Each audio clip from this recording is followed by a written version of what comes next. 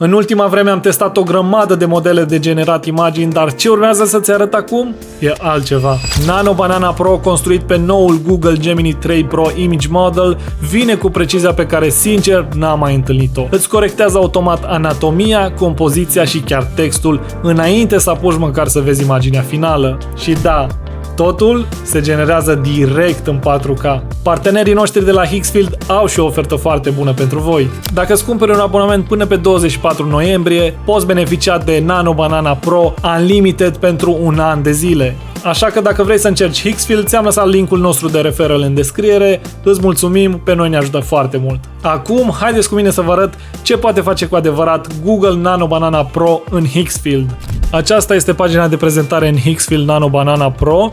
Da, deci ce vă arăt aici e generat cu AI. Știu că e greu de crezut.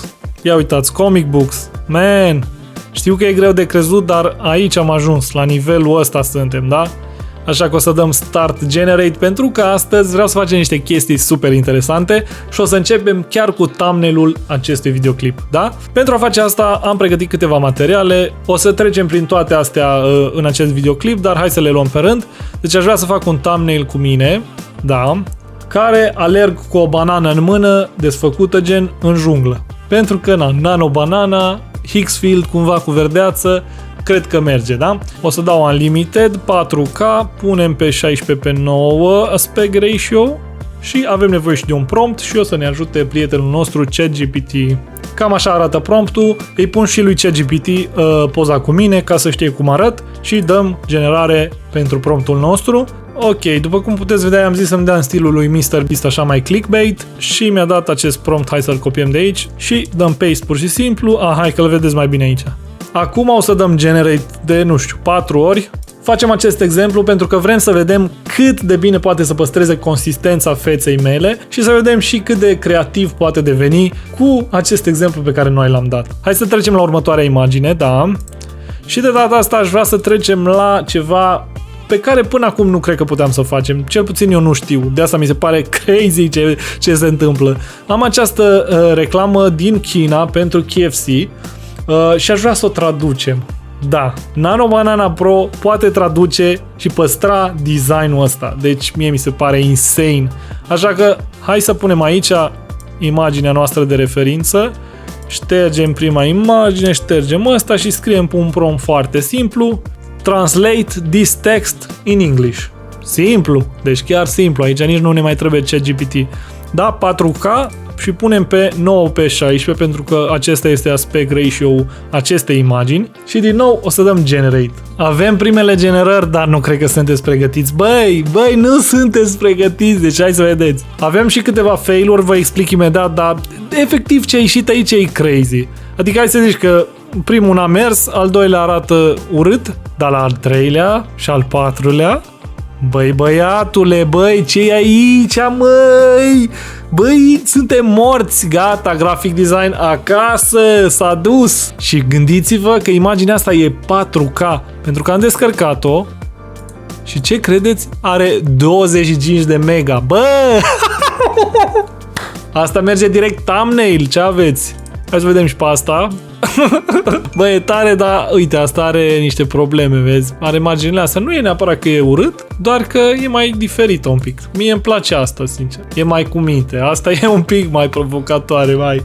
Dar sunt tare. Gândiți-vă că asta, efectiv, am dat... Cât a durat asta? 2 minute, adică... Și m-a păstrat. Dintr-o poză, frate! O poză i-am dat cu mine. Ok, hai să trecem și la exemplu următor. Aș putea să mai încerc să mai generăm o dată ca să vedem ce poate să facă, dar cred că ați înțeles ideea. Deci a tradus, da, am avut textul în chineză sau în ce limbă a fost și power kick, double, bla bla bla, deci a tradus textul și a păstrat designul. Bă, nu îmi vine să plâng, nu știu ce să fac. Doamne! Deci vă dați seama ce putere are Nano Banana? Efectiv, trebuie să-l încercați. Dacă sunteți din industrie, trebuie să-l încercați. Dacă nu încercați, ați pierdut jocul, vă zic. Vă zic. Așa că vă zic de acum ofertele pe Hixfield, când vă anunț de ele, să nu le mai scăpați. Haide să trecem mai departe cu alt exemplu, să vedem ce mai generăm mișto astăzi. Încă o chestie mișto pe care poate să o facă Nano Banana Pro este să descompună imaginea. Așa că am luat poza asta cu BMW-ul ăsta i8 și vreau să-l descompună. Hai să vă arăt. Da, tot așa, 16 pe 9, 4K.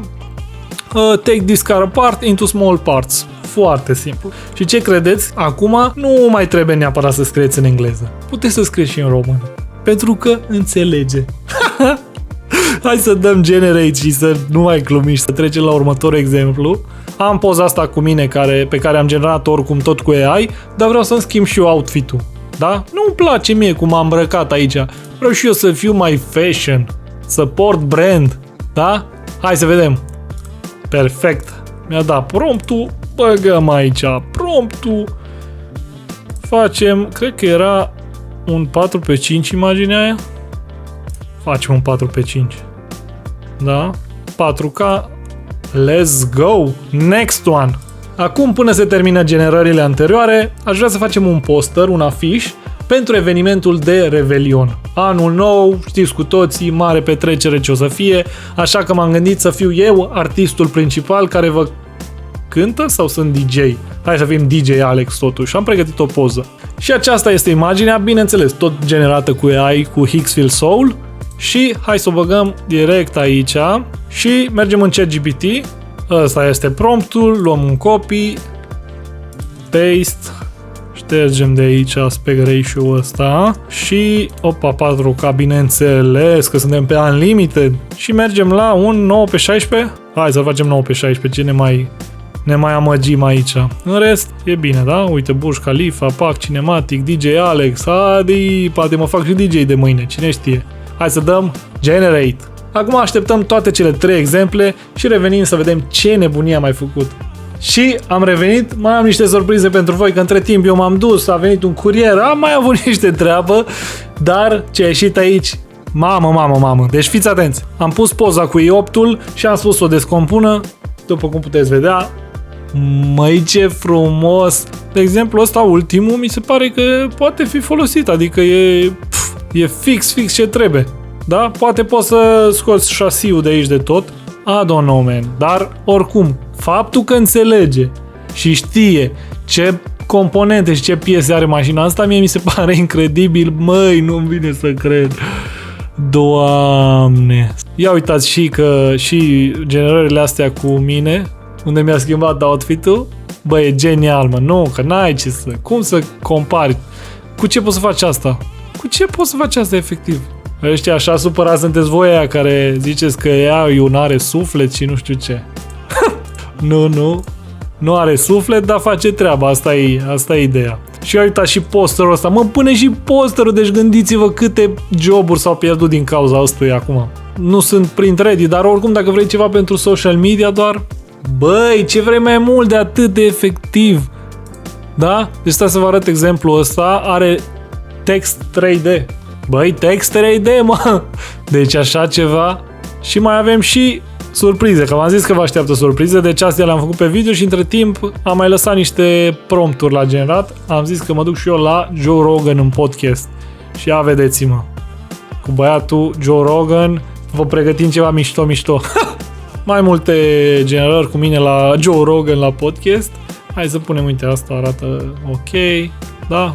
Vedeți, mi-a nimerit fața pe el, l-a făcut perfect, adică efectiv. Mie îmi place asta. Asta e cea mai tare, e ca și când Joe Rogan mă ascultă pe mine că eu am ceva important de spus. Bă, poate într-o bună zi, cine știe. Am mai încercat ceva aici să mă pun pe mine, Joe Rogan și pe Kanye West lângă mine.